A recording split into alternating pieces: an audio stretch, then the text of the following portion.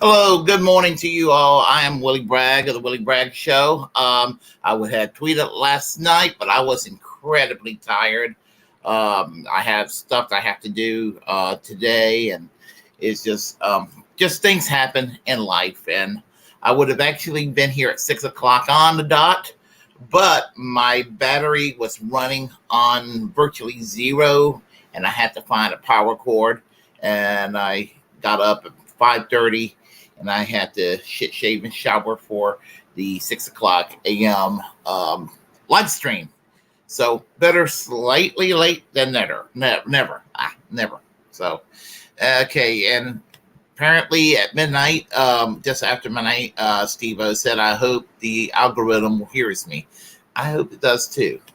So, and Barry Sports, Daniel Barry Sports highlights. Hi, how are you doing today? I am kind of awake. So, anyway, what I would like to talk about right now, I would like to talk about partisan hypocrisy, partisan hackery, selective outrage, kind of like across the board. And I guess maybe the first person we should talk about would be the person that's causing a lot of controversy in Congress at the moment and causes problem. You know, she's quite a problem maker, isn't she? We're talking about no other than Congresswoman Lauren Boebert of Colorado. I think she's, if I'm not mistaken, I think she's in the 2nd Congressional District. If I'm wrong, I'm wrong.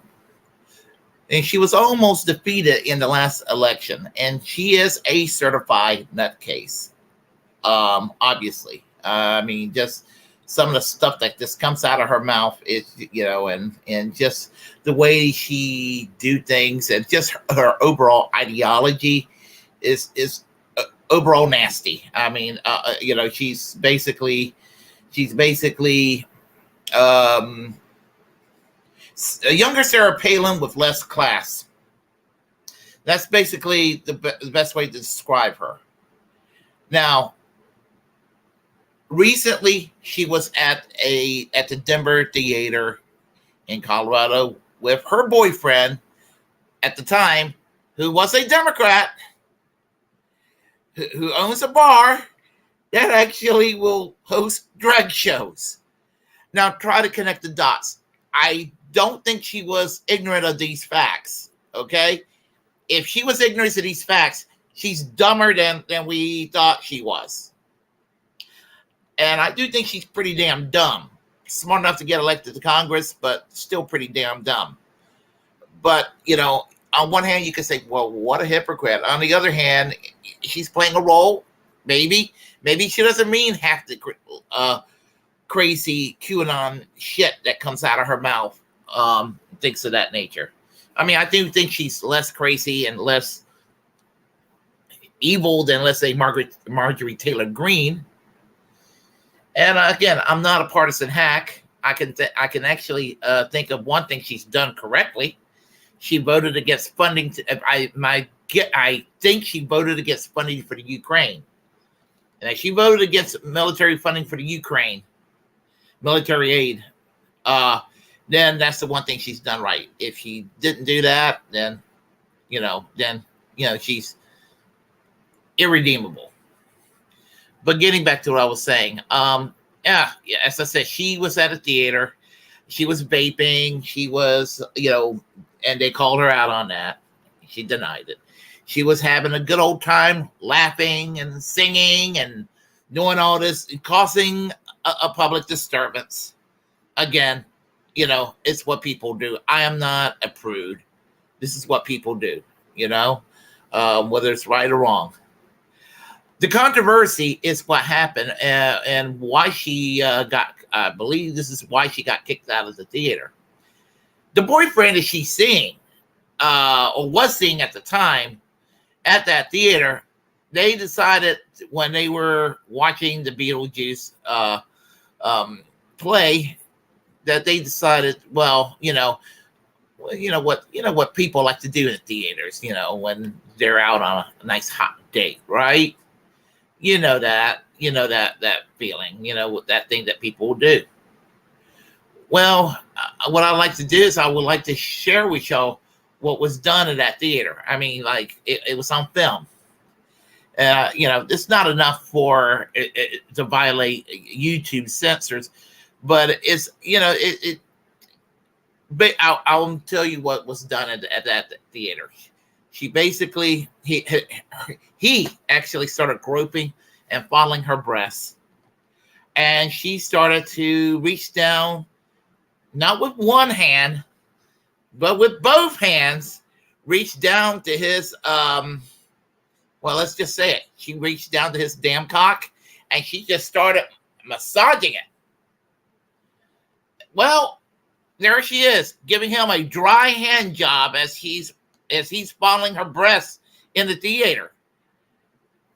Not slander, folks. Here we go. This is the video right here. As you can see, there they are. And there he is, fondling her breasts, as you can see right there. There she is. She's just reaching down with her hands. You can see it right there.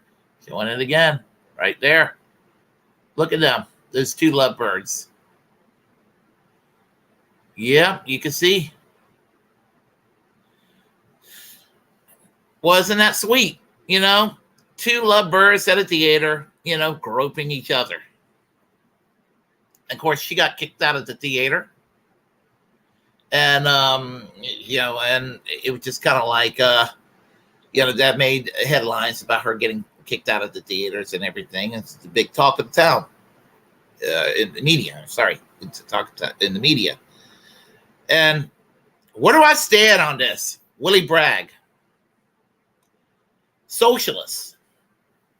Willie Bragg, somebody who supports Medicare for all, somebody who supports Green New Deal, somebody who looks at Lauren Boebert and is repulsed by her, not just your down the line Republican message, but down the line Republican message that's even more toxic than usual. The intolerance that she loves to bring forth in our culture war in America. Her anti gay and lesbians attitudes, and her anti-trans attitudes, and that sort of thing. And I say that the hell with her attitudes in that regard. She's an awful individual. But you know what? Maybe I have to hold it against her. She could be playing a role. Do these people really believe this shit that they spouse, or they do this just for their just to rile up their base? Kind of like Donald Trump. I don't believe that Donald Trump. Donald Trump obviously is not anti-LGBTQ. I don't believe that. Especially not to the level that to the cartoonish level of someone like Lauren Boebert or Marjorie Taylor Greene. And I think we can all agree with that, whether we hate Trump on the Trump derangement syndrome side, or whether we look at Trump as kind of a clown show. But having that said, to think about it, where do I stand on Lauren Boebert? I would never vote for this woman. I would never vote for her. I think that she's toxic to Congress. I hate her slightly less because of this. That's where I stand. I still don't like her. I still dislike her and all that. But I also think that we would be wrong for progressives to slut shame her. And some have. And, Angel Rivera from INN, I saw a video where he talked quickly about this yesterday. And I just thought about putting it up, and I couldn't find it, but I found a tweet from Indy Left, who runs INN. So I think that will be, just as effective. So I'm going to read you his tweet here regarding the whole incident. It's a reference to Kyle Kalinske that I used to respect a great deal. And Kyle Kalinske says, stick to giving theater hand jobs. Which I'm going to say that with Kyle Kalinske, well, that's just Kyle Kalinske being snarky, and I think it could probably be directed at anyone, but he's gotten into the vote blue no matter who mindset. So since he's not speaking from a 2016, 2017, 2018, 2019, and even early 2021 mindset, I feel like it's okay to criticize them here.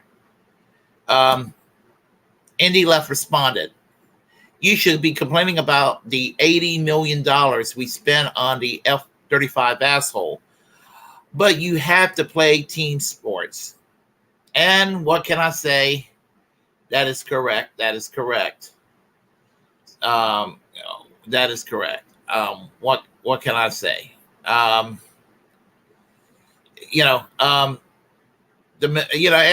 what was the original tweet? The original tweet was the military is asking the public's help in finding an F-35 jet that went missing.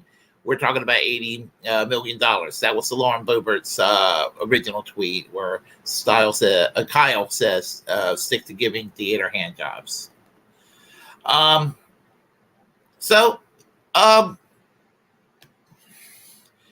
don't believe in being partisan as hell about this sort of thing. I don't want to be partisan as hell about this. So when it comes to Lauren Boebert, I say, whatever. I don't give a damn what she did at the theater. If anything, they made her seem more human.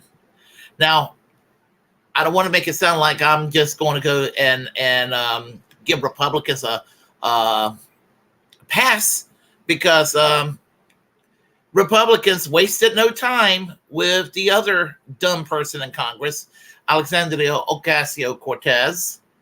And what am I talking about with regard to? I didn't get a big enough photo, but I can fix that.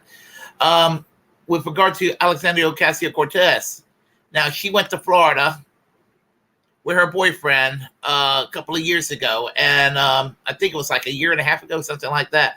When I think it was like 2 years ago, maybe.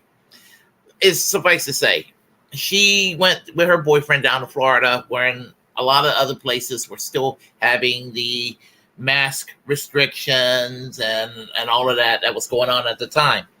And she went down there where they have the loose, very little COVID regulations. And so a lot of conservatives and Republicans and media types are like, well, look at what Alexandria Ocasio-Cortez is doing. She went down there to Florida where all the freedom is at, and she's taking advantage of all that freedom that Governor DeSantis provided for the people of Florida. One, Governor DeSantis is not for freedom. Let me just state that over again. Governor DeSantis is not for freedom at all. He's one of the most authoritarian figures around. Now, when it comes to the COVID regulations and everything, I think it was Max Blumenthal that came up with the term, the lockdown left. I was never part of that lockdown left. Looking back, my position is the same as it is now. When that COVID shit broke out back in early 2020, when it started to become a real problem, if there would needed to be a lockdown, it should have been very, very, very temporary. Had no problems with masks as long as it's voluntary. Urging people, I'm fine with. Mandating people to put on a mask, I think it was probably not the way to go about it. There's no probably was not the way to go about it. I'm not anti-vax. Again, when it comes to the vax, I am vaxxed. I have my boosters, and that's what I choose to do. I don't care if you are vaxxed. I don't care if you're not vaxxed. That's my position.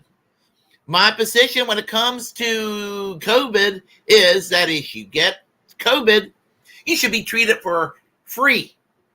They should guarantee you free medical care if you got COVID. That's where I stand.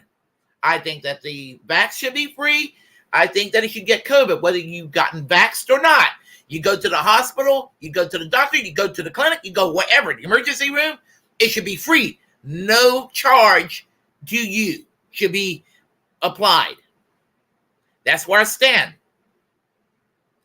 That's a hell of a lot being more pro-freedom than Governor DeSantis, because Governor DeSantis down in Florida may give the illusion of being some kind of civil libertarian when he's anything but that.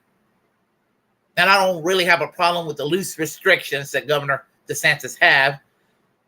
Nuances, of course, I want you to think of nuances when I say that. But, you know, is AOC maybe a hypocrite for not wearing a mask when she will lecture somebody? Sure. My point is that the Republicans have done the same thing that the Democrats are doing with Lauren Boebert. They're clutching their pearls on both sides. And when it comes to clutching pearls over this stupid shit on both sides, I see this as basically a both sides situation and bullshit whenever I see it. I know bullshit when I smell it. I know bullshit when I see it. So I want to go and also make that clear. Now, next point I want to talk about is Donald Trump and Joe Biden. Yes, we're probably more than likely going to be facing these two assholes again in 2024. It brings me no pleasure to say this. And I think that most Americans feel the same way. I mean, this is the best we can come up with. Now, when Donald Trump was running in 2016, and I hate Hillary Clinton, by the way, I want to make that clear. When he said he's going to go try to put her in prison. He's going to try to have her locked up. And, and he said things that were very cartoonishly authoritarian to get off on that right-wing base, that big chunk of the base, that big chunk of the Trump base that were not even really for Trump to begin with in that 2016 primaries, but that right-wing faction that were really just leftovers from the Bush-Cheney years. A lot of them were supporting Ted Cruz and people like that, largely in the primaries in 2016. Those motherfuckers. The ones that are still believing what Rush Limbaugh said in 1993. Those types. The ones who still believe that there are weapons of mass destruction in Iraq, and the ones who believes in QAnon. They're all the same, folks. QAnon, theocon, neocons. The people who think that the shit that comes out of Dinesh D'Souza's mouth is somehow gospel. Those types. Well, here's the thing about it. Donald Trump, as I said, has been accused of harassing and sexually assaulting women. And so there you have it.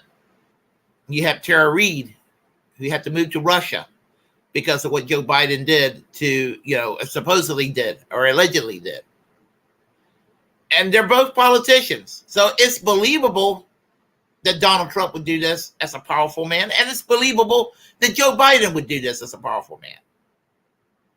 So both sides will sit there and point fingers to saying, well, Trump is an asshole and he's an authoritarian. And Trump has authoritarian streaks. Don't get it twisted. And the other side would be like, oh, no, it's not that way at all. It's Biden. Biden's the authoritarian. Biden's the one with the authoritarian streaks. That's also true. Both men have authoritarian streaks.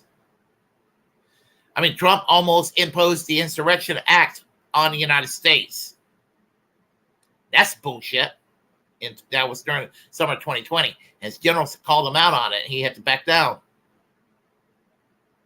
Joe Biden trying to establish the Disinformation Governance Board, which was going to create a mandatory fact check or Ministry of Truth throughout the country. We already caught it to an extent by social media. They already imposed this shit, but they're going to try to make sure that everything that's uttered out of people's mouth is not a conspiracy theory or what have you. No, I'm not. I hate conspiracy theories. I hate lies. I hate misinformation. But I hate assaulting the First Amendment too. There's a danger to having the First Amendment but it's more dangerous to not have it. And that's where I stand on that. I don't like the partisan hypocrisy that goes on both sides. I have not voted for a Democrat, and I'm not a Republican. I will never vote Republican, but I have not voted for anybody in the two-party system since 1992 for president. Down the lower offices, I have. And I even just quit that recently. Very few, by the way. I try to vote, all these years I try to vote as much of a independent as possible. But even though she was not in my congressional district, Alexandria Ocasio-Cortez was a wake-up call that people like her who claimed she was going to fight for the people, she became just another Democrat. She's not a Justice Democrat. She's just a Democrat. So I want y'all to also keep that in mind as well. And I will bring y'all up to the next point, which is this. On the news, recently we have Russell Brand being accused of sexual assault. Now, he was kind of the darling of the left for a while, for many years. He's not changed his ideology. Oh, but Willie, he interviewed Ron DeSantis recently, and he's friends with Alex Jones, and he's skeptical of the vaccine. I'm rolling my eyes at that. I don't like Ron DeSantis. I hate the guy, but it's his damn show. He can invite whoever the hell he wants. Alex Jones, don't care if he's friends with Alex Jones. I don't care. I've known people that I disagree with politically that I have been friends with. I have people in my family that I disagree with politically. As I said, I mean, there are people. When I go to mass on Sunday, there are people in my church, my priest included, that's conservative. There are people from all walks of life. They're conservative. I dated with different ideologies in the past. What I'm trying to say is, I'm not going to go and hold this against people. People are entitled to associate who you want to associate with.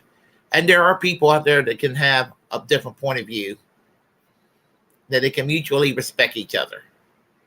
And if we're going to sit there, us leftists, cancel somebody out because they have some awful views, and that person on the other side is willing to be friends with us,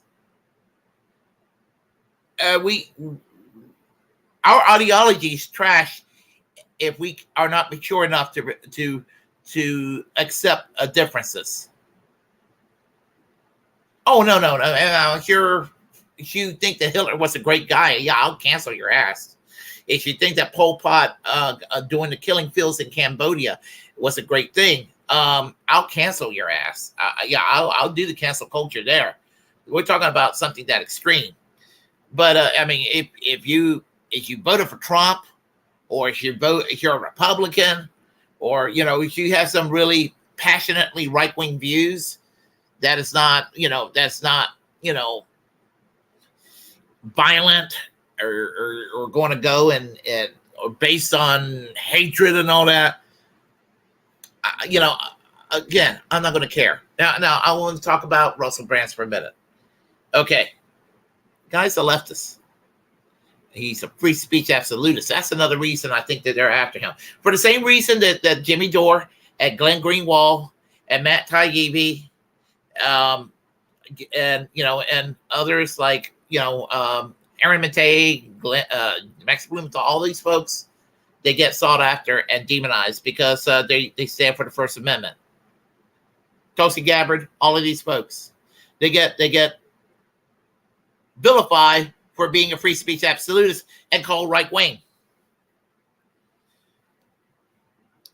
it was a time that you were a free speech absolutist. You were on the left. And I come out of that tradition. I'm going to kind of paraphrase Matt Taibbi a little bit, when he said he came out of that tradition of ACLU, First Amendment liberalism. That's kind of where I come from. That's kind of where I still am. The ACLU has kind of lost their way, but they still generally, and broadly speaking, do good work. But I do find certain things about the ACLU wrong these days. But the shit libs and corporate Democrats want to make him out like he's some kind of pariah. And, and someone like a Russell Brand 25, 30 years ago would have been considered far left. This is where we're at. So, on the other hand, what do these same Democrats do? These same shit libs? They rehabilitate motherfuckers like Bill Kristol, the architect of the Iraq War. Why? Because he's against Trump now. He's against Trump. So they do the same thing with Liz Cheney, Dick Cheney, George W. Bush. All those people. The reason why this country is in the shitty state it is because of people like this. And, the Republicans and right wing, they don't mind tossing them aside because, they're like, well, we got rid of our neocons. And they don't know what a neocon is. They think a neocon is some centrist-y, moderate Republican who has a pleasant demeanor that's not combative with their liberal counterparts. And there's a lot that fits that stereotype. But there's a lot of people who are neocons on the right that are just like that. And Alex Jones is not a neocon, or Marjorie Taylor Greene is not a neocon, but they have the mentality of that. Such as like Michael Savage, for example, who was calling for the arrest of Rachel Maddow when Bush and Cheney were in the White House. Or someone like Mark Levin. Again, another loudmouth blowhard who also favors totalitarianism.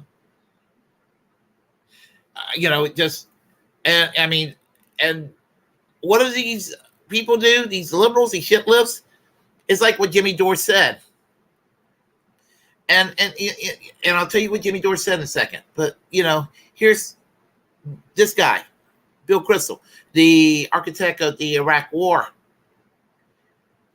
is now loved by the liberals. George W. Bush said that 2016 was a staged election with Russian interference, and he's loved by the liberals. Jimmy Dore said that the liberals hated George W. Bush in 2000 for giving us. They hated Ralph Nader. I'm sorry, the liberals hated Ralph Nader for giving us George W. Bush in 2000. But now these same liberals, they love George W. Bush, and they still hate Ralph Nader. And they're going to tell us vote blue no matter who. They're going to tell us vote blue no matter who. I don't feel guilty about voting third party, voting independent. I mean, just look. There is no reason in God's green earth to vote Republican when it comes to the ideology, tax cuts for the wealthy, union busting, trying to assault entitlement programs. And my dad is a victim of it with the VA benefits. He can't get VA benefits at all because he makes too much money. The VA benefits, VA was created for veterans, and even though he did not officially serve in combat, he is a veteran. All veterans are entitled to VA benefits, and he can't get VA benefits now because he apparently makes too much money. That's what George W. Bush did to my dad. And Barack Obama, Donald Trump, and Joe Biden did not correct that or fix that.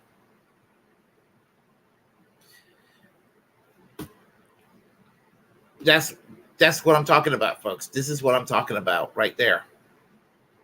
And I mean, the fact that the Republicans would go and do these things and then sound populist by talking about transgender ideology and what's it called, a critical race theory and grooming.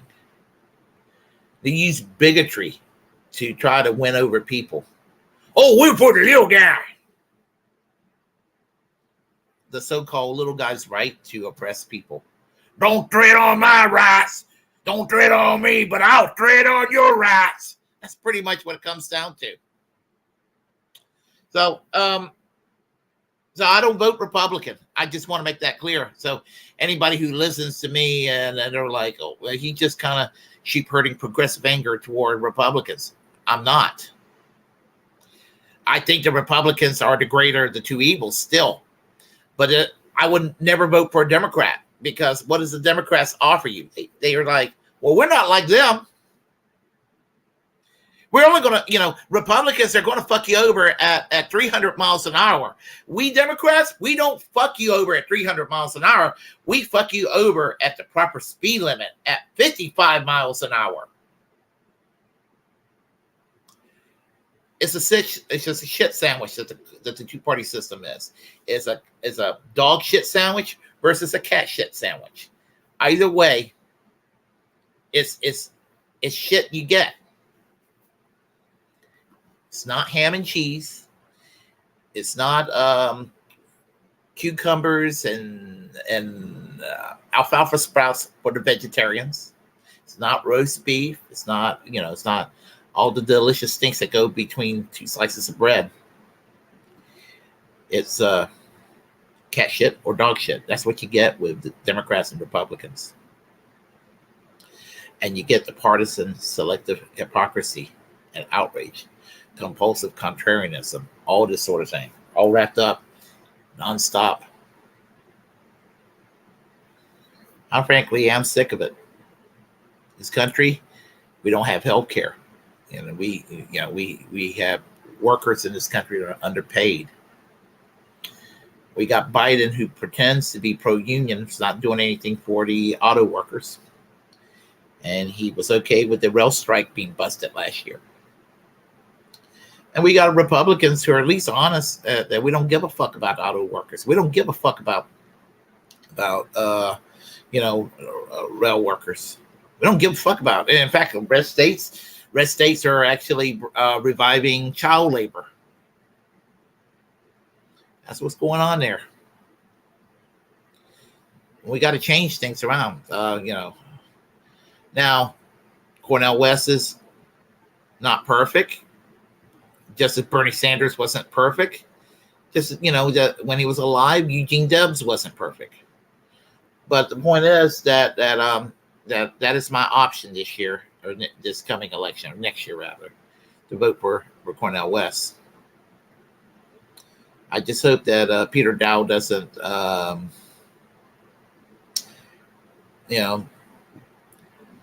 destroy his campaign from within, my opinion. But I talked about that the other day.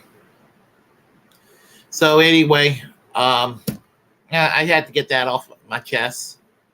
And I hope everybody's doing great this morning. And reason I'm getting up early this morning, I'm driving my parents back to the airport.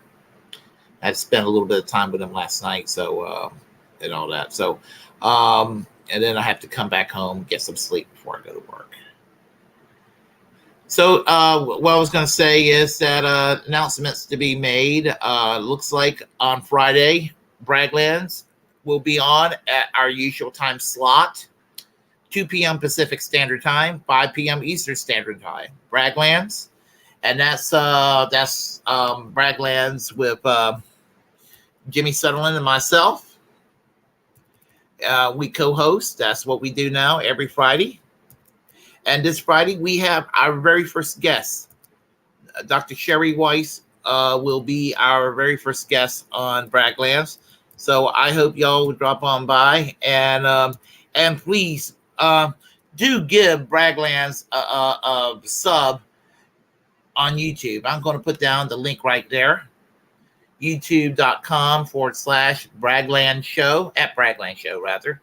Please give us a sub. And also want to say that 9 o'clock Saturday night, I'll have my usual 9 o'clock p.m. Live stream. So there is also that. And what else am I going to say? Anything else that's coming up to mind? I am at a fog right now. Yes. Yes, on Saturday night, there's also other programs on around the same time. You can, as I said, there, you have options other than the Willie Bragg Show. Although I'm glad when you do drop by, but you don't. There's Political Matrix. There's Beauty and the Boomer. There's Bitch, hosted by Misty Wisdom. So you got a couple of options. My friendly competitors, you could say.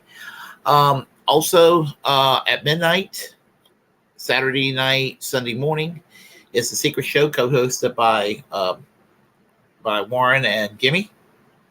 And they're on after all those other programs kind of are off on Saturday night. So you start off your Sunday morning at midnight, 12 a.m., in a very perfect way. So so there's that. And let me go ahead and wish everybody a great day. And if you like what you heard, please press like and comment. Comment if you disagree with what I have to say. We'll have a conversation. As the First Amendment absolutist, it's my duty to inform you to create your own platform and utilize it, because we are, in fact, the muckrakers of our time. We are. And what else do I have to say here? Also, remember to always reject corporate media, because they have absolutely nothing to offer. One last announcement. I'll always check the description box below, because I always like to leave other announcements and everything down at the description box. Please do follow Jimmy. I have her links set up because she does graphics for the show. She is my co-host, so and she needs more followers on all her platforms, in particular for Twitch. So please do so. And again, if I didn't say it before, I'll say it again: reject corporate media. I'm Willie Bragg. Y'all take care, and I will talk to you all soon. Have a great day.